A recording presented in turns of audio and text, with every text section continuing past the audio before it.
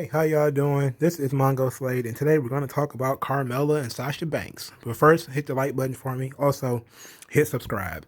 So, uh, Smackdown did something that was really, I found to be really entertaining. Carmella is cutting this promo about how she used to be like Sasha Banks. You know, she wanted the fans, attention. She did everything for them. And, the fans started really kind of pulling her strings. She went from controlling the fans to the fans controlling her. And, now she calls the shots. Now that she's had some time off, she's got her mind right. Now she's calling the shots. She's the star. Nobody's controlling her. And then, she says she snaps her fingers. And then, she's, trying to get it. Usually when she snaps her fingers in the previous segments, she would get like a glass of champagne or she would get a camera or something like that. So she snaps once, nobody comes. So she snaps again, and then a hand comes out to give her, there's probably water in a champagne glass. And, Carmella looks at the hand, and you can see it through the camera where you see the boss ring, the four-finger ring that says boss. And then Sasha Banks beats up Carmella. And I thought that was fantastic. Like, visually, it's really good stuff. Where you have, this arrogant heel who's not even paying attention to, to her surroundings. And then you walked up on her. And then Sasha Banks, as she's beating up Carmella, she says, like, if you want to fight me, face me like a woman, stand up, face me like a woman. And I was like, okay, finally. After three back attacks, Sasha Banks finally decides to step to Carmella. And I liked this. I liked it. It was short, but it was effective.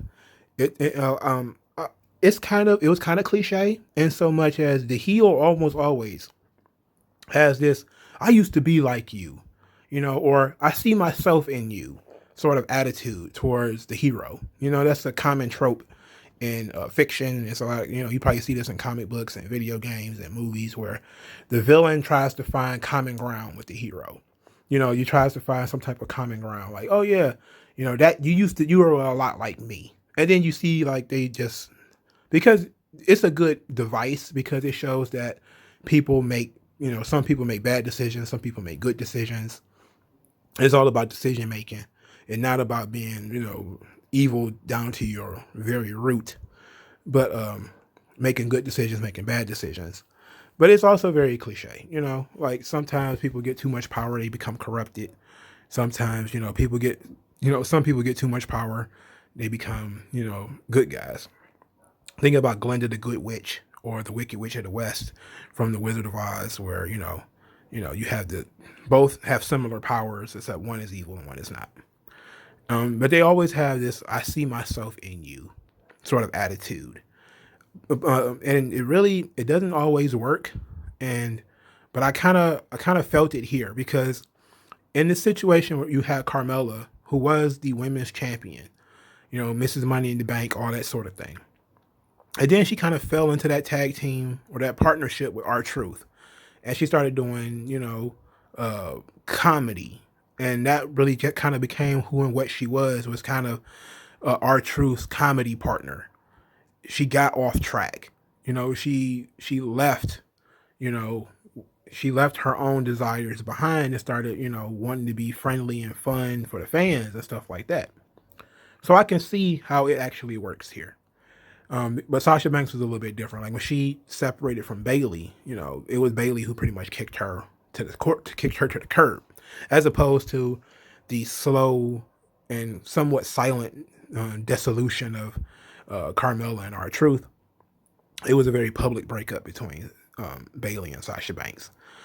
But I still liked it. I think that even though it's a little cliche, I see the parallels where, yeah, Sasha Banks was in a situation where she was being led around by Bayley, and she lost herself in that situation, and now she's kind of found herself by separating from Bayley. And now you have Carmella, who had to separate from R-Truth. Now, of course, you can't build off of that because R-Truth is on Raw. You also can't build upon that because, Carmella can't beat up R-Truth. It just wouldn't make sense. But it would be nice if they were to be like, maybe she cuts a promo on R-Truth or something like that about him being a goofball or something like that, So you can look at it and look at, okay, these two people had really public and long running partnerships, that were successful, that took them off track. That, yeah, Sasha Banks still won a championship while she was with Bailey, but she wasn't thriving. She's basically leaning on Bailey to make it, to go forward. But now she's got to do it on her own. And that's sort of what the same situation that Carmella is in. But let me know what you guys think in the comment section below. Like this video, share this video, subscribe to this channel, and I will talk to you guys later.